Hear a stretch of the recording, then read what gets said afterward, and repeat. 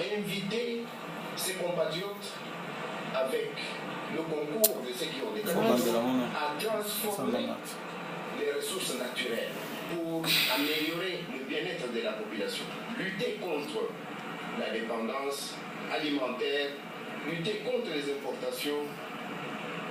Je ne dis pas que nous allons être en autarcie, que nous n'aurons pas besoin du concours des biens venant de l'extérieur, mais nous devons nous suffire d'abord et que les biens de l'extérieur viennent en complément. Voilà pourquoi Son Excellence, Monsieur le Président de la République, a conçu le programme des zones économiques spéciales et aussi conçu le programme de relance des entreprises industrielles en difficulté pour pouvoir booster la croissance économique. Et quand j'ai entendu la promulgation de ces lois par Son Excellence, Monsieur le Président de la République, j'ai failli aller aussi à la pied. Passez-moi le terme. C'est bien dit, Monsieur le Ministre. On parle justement ces derniers temps de cette zone économique spéciale. Mais c'est quoi? C'est quoi cette zone économique spéciale? Si vous voulez éclairer là en termes de nos nombreux téléspectateurs. Vous le dites si bien, zone économique spéciale.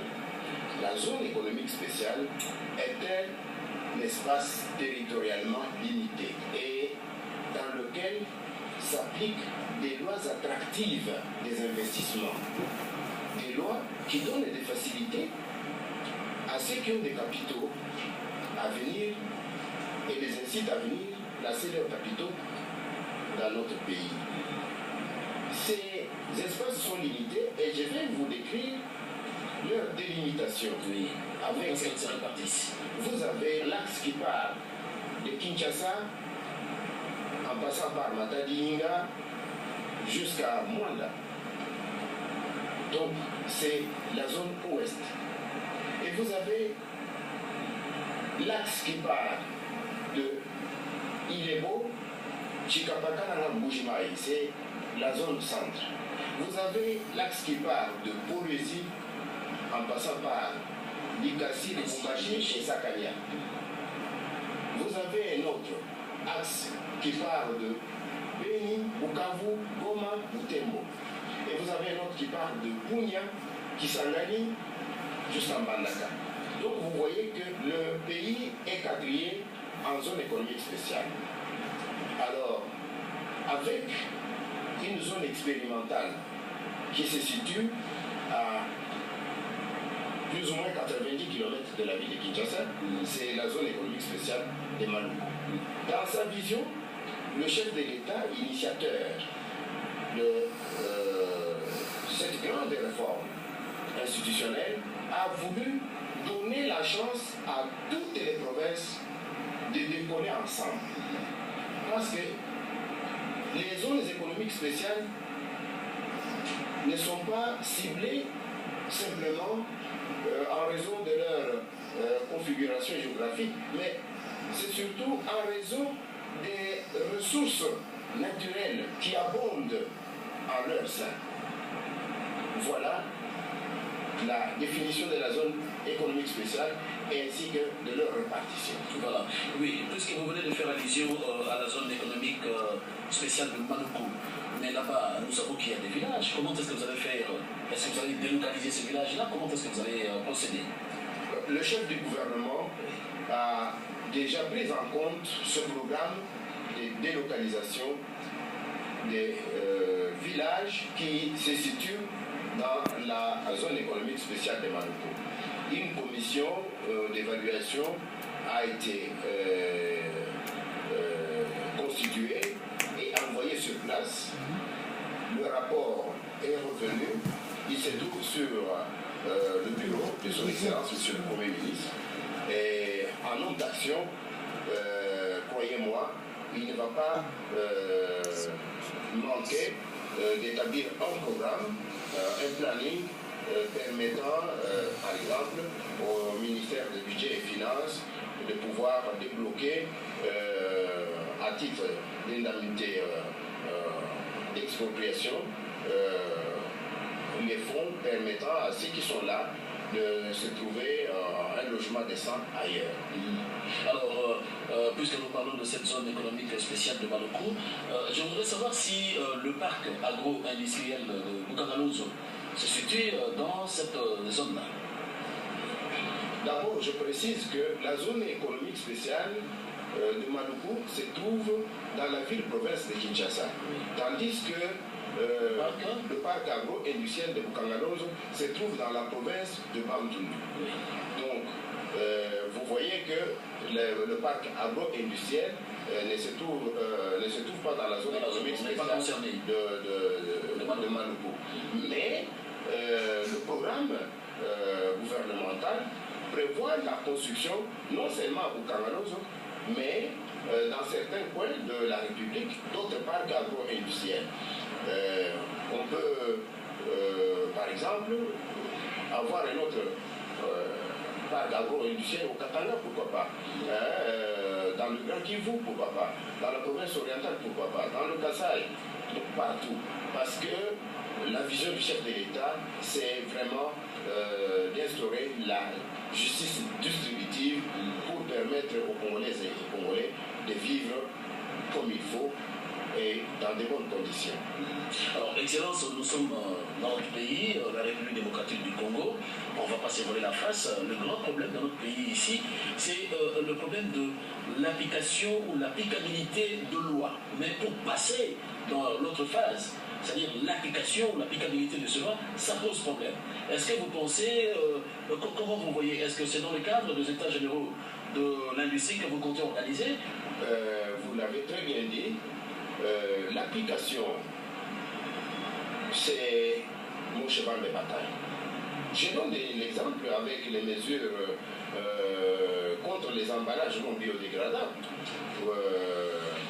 Vous voyez que mes équipes sont toujours sur le terrain, malgré les intimidations, la pression par ici, par là, des imputations de toutes sortes. Mes équipes sont en train de faire le travail. Ici, les deux lois ici, ce sont des instruments de travail très importants que l'autorité suprême vient de mettre à la disposition du gouvernement à travers le ministère de l'Industrie petite et moyenne entreprise. Le ministre de l'Industrie petite et moyenne entreprise va devenir, excusez-moi, le ministre de l'Intérieur industriel, donc de l'Intérieur et de l'Extérieur dans le domaine de l'industrie. C'est-à-dire que je dois entreprendre la campagne, je dois vulgariser ces lois. Il faut que les investisseurs soient rassurés que dans le pays où règne la paix et la sécurité maintenant, sous Joseph Kabila, il y a lieu d'investir dans des conditions mutuellement avantageuses et il y a des lois qui donnent des allègements à ceux qui ont des capitaux et qui sont appelés à venir. Ils doivent venir. Donc pour appliquer les textes des lois, je ne les arme pas. C'est pour quand ces états généraux de l'industrie? Pour très bientôt, parce que je dois relancer le dossier auprès de ma hiérarchie, en tenant compte du fait qu'il y a des éléments nouveaux, notamment les deux lois qui sont mises à ma disposition pour que lors de ce forum qui connaîtra la participation des experts des organismes étrangers et des experts nationaux, nous puissions voir comment nous pouvons créer une synergie entre nous et autour de l'arsenal juridique mis à notre disposition pour que notre pays soit doté d'un véritable plan d'industrialisation. Alors, puisque nous parlons des états généraux de l'industrie, permettez que nous puissions écouter ce dossier très important de votre ministère pour lire les quelques lignes apparues au niveau du journal RD Congo News qui dit, juste aux dernières heures, ben voilà, de sources proches du cabinet de l'industrie, indique que le ministre est vite parti en villégiature en Europe. Moussoungali prétexte qu'il est allé à la recherche des investisseurs en faveur de la RD Congo. Je vous fais grâce de la suite tout ça. Mais vous avez la preuve que Moussoungali est sur place dans son pays. Et depuis le début de l'année jusqu'à maintenant. Je ne suis jamais sorti du pays, je suis là, je fais mon travail et j'ai fait des déplacements de Goma, j'ai fait des déplacements du Bas-Congo, mais vous me voyez, c'est pour inviter nos frères de la presse. Parmi eux, je compte beaucoup d'amis qui doivent vérifier ce qu'ils écrivent. Cela ne me décourage pas. Et souvent venir à la source avant de... Tout à fait, tout à fait. Tout à fait. Il y a toujours la presse qui dit quelque part que vous êtes en train d'instrumentaliser le CESAC. Mais c'est une accusation de partialité. D'ailleurs, le CESAC ne m'a pas donné la responsabilité de le défendre. Le CESAC est une institution indépendante qui est attaquée et le CESAC a des célébrités dans le domaine surtout de la presse. Il y a des membres d'un haut niveau intellectuel, c'est pas moi de les citer, à la tête du CESAC. C'est un prélat catholique, un homme à compétences vérifiées, un homme digne par son sens élevé d'honnêteté. Je crois qu'à eux de démontrer de quelle manière le ministre de l'Industrie les a instrumentalisés. Mais si on dit que le ministre a instrumentalisé le CESAC, est-ce que le ministre a également instrumentalisé l'Union nationale de la presse du Congo? Est-ce que le ministre a instrumentalisé l'Observatoire des médias congolais? Donc vous avez leurs écrits sur ce fameux dossier. Et pour revenir même à ce fameux dossier, je crois que son Excellence, Monsieur le Premier ministre, qui était gêné des écrits qu'il avait reçus, avait demandé, compte tenu de la mise au point que j'avais faite, que Madame la coordonnatrice des informations judiciaires puisse saisir la justice. Donc c'est ça la lettre du directeur de cabinet du Premier ministre.